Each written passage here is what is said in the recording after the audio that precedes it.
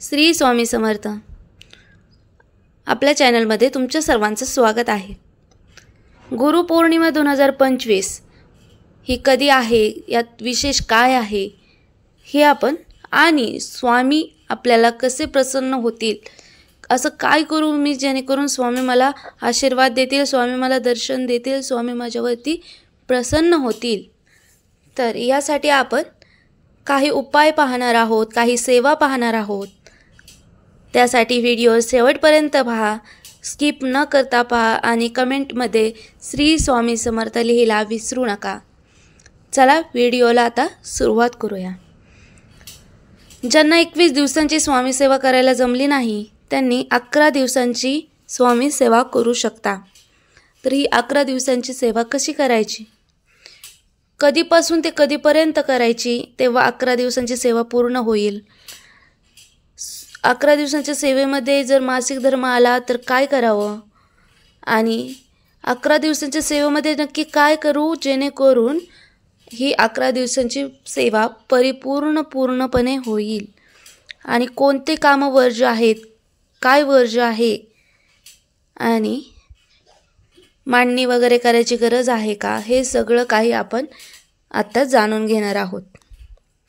11 दिवसांची सेवा 30 जून ते 10 जुलैपर्यंत पूर्ण होते. 10 जुलैला गुरुपौर्णिमा गुरुवारी आहे, तर आपल्याला 30 जूनला 11 दिवसांची सेवेला सुरुवात करायची आहे. म्हणजे बरोबर 10 जूनला पूर्ण होतात 11 दिवस. तर तुम्हाला आदल्या दिवशी 29 जूनला संकल्प करायचा आहे. तुमच्या जवळच्या स्वामी मठात किंवा केंद्रात जाऊन तुम्हाला नारळ आणि खडीसाखर वाहून स्वामींना मुजरा करून स्वामींना विनंती करायची आहे की स्वामी, मी तुमची 11 दिवसांची सेवा करणार आहे, ती तुम्ही निर्विघ्नपणे पार पडून घ्यावी, आणि ही माझी सेवा तुम्ही करून घ्यावी. तुम्हीच करता धरता आहात, आम्ही निमित्त मात्र आहोत, असं म्हणायचं. आणि विनंती करायची, साकडं वगैरे घालायचं नाही, फक्त आणि फक्त विनंती करायची की माझी सेवा निर्विघ्नपणे पार पडू द्या. आणि घरी यायचं, आणि दुसऱ्या दिवशी 30 जूनला तुम्ही स्वामी सेवांना सुरुवात करू शकता. तर सकाळच्या पारी अंघोळ करायची, स्वच्छ कपडे घालायचे, स्वतःची कामं वगैरे आवरल्यानंतर, आणि बसायचं, देवाऱ्यासमोर बसायचं, मूर्तीसमोर बसायचं. ज्यांच्याजवळ मठ नाही, केंद्र नाही, त्यांनी देवाऱ्यासमोर बसून नारळ आणि खडीसाखर ठेवलं तरी चालेल. जरी अगदीच नसेल तरी तुम्ही स्वामींच्या मूर्तीसमोर किंवा फोटोसमोर मुजरा करायचा आहे, आणि डोळे मिटून शांतपणे देवाला म्हणजे स्वामींना म्हणायचं आहे की स्वामी, मी 11 दिवसांची सेवा सुरू करते, यात कोणतंही विघ्न येऊ देऊ नका, आणि माझी सेवा पूर्ण करून घ्या, असा संकल्प करायचा. आणि स्वामींना विनंती केल्यानंतर तुम्ही स्वामी माळांचा जप करा. स्वामी माळांचा जप म्हणजे श्री स्वामी समर्थ, श्री स्वामी समर्थ, श्री स्वामी समर्थ, श्री स्वामी समर्थ, असं 11 माळींचा जप तुम्ही करू शकता. एका माळीमध्ये 108 वेळा स्वामी जप होतो. त्यामुळे जेवढं जास्तीत जास्त तुम्हाला स्वामी सेवा करायची इच्छा आहे तेवढं जास्तीत जास्त तुम्ही स्वामी माळांचा जप करा. तारक मंत्र जास्तीत जास्त तुम्ही तारक मंत्र म्हणा, पठण करा. जोपर्यंत गुरुपौर्णिमा येत नाही तोपर्यंत तुम्ही जास्तीत जास्त तारक मंत्र म्हटला पाहिजे. निशंक होई रे मना, निर्भय होई रे मना, हा तारक मंत्र तुम्ही जास्तीत जास्त वेळा पठण केला पाहिजे.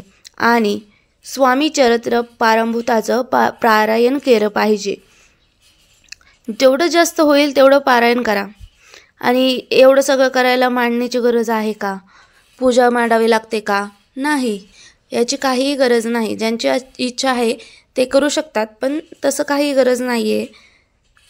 याला नियम वगैरे काय आहेत का, हो, मांसाहार वर्ज्य आहे, पूर्णपणे मांसाहार कटाक्षाने टाळावं. ताई माझ्या घरात मांसाहार करणारी माणसं आहेत, ते खातात, मी खात नाही, त्यांना खाऊ द्या, तुम्ही खायचं नाही. आणि दुसरं म्हणजे परअन्न वर्ज्य आहे.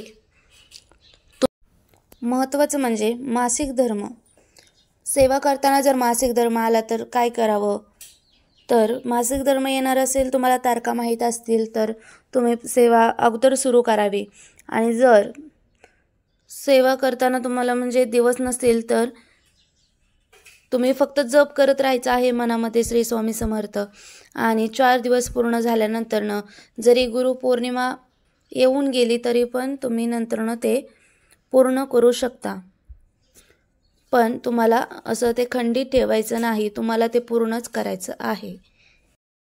व्हिडिओ माहितीपूर्ण वाटला असेल तर लाईक, शेअर्स, कमेंट्स करा आणि जास्तीत जास्त लोकांपर्यंत शेअर करा, जेणेकरून ही माहिती सर्वांपर्यंत पोहोचेल.